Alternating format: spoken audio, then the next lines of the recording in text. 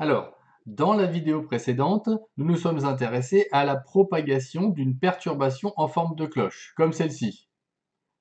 La question qui va nous intéresser maintenant, c'est que se passe-t-il si, au lieu de donner une seule impulsion, on continue de le faire périodiquement?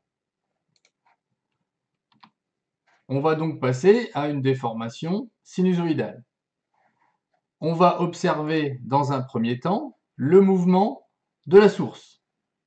Donc ce mouvement de la source est périodique, c'est-à-dire qu'elle retrouve toujours la même position après un intervalle de temps identique. Cet intervalle de temps identique, on l'appelle la période. Alors sur le côté, ici, donc on va observer une représentation temporelle, c'est-à-dire le mouvement de la source au cours du temps.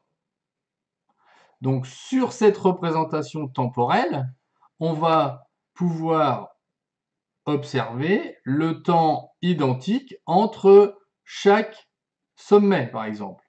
Et ce temps identique ici correspond à une période qu'on va noter grand T.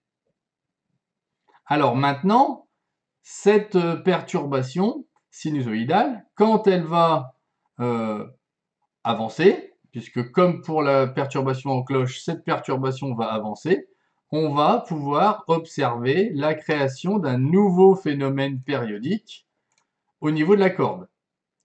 Donc le premier sommet est créé, le deuxième sommet est créé, le troisième sommet, et ainsi de suite.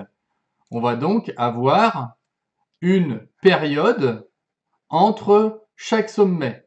Mais cette fois-ci, nous sommes sur une représentation spatiale, c'est-à-dire ici c'est une vue de la corde. Donc, quelle est la distance qui va séparer deux sommets? Ou, autrement posé, quelle distance parcourt ce sommet avant que celui-là ne soit créé? Donc pour ça, on crée le premier sommet, et à quel moment arrive le deuxième? Eh bien, on l'a dit tout à l'heure, pour que la source retrouve sa position haute, il faut laisser écouler une période.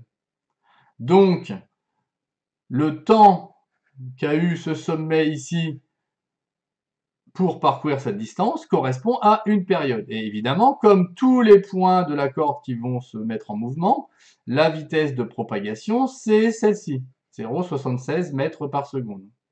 Donc, le lien entre la distance parcourue et la vitesse va être lambda, j'ai déjà donné le nom, la distance qu'on va donc appeler la longueur d'onde, va correspondre à l'écart ici entre deux sommets que l'on va appeler donc lambda.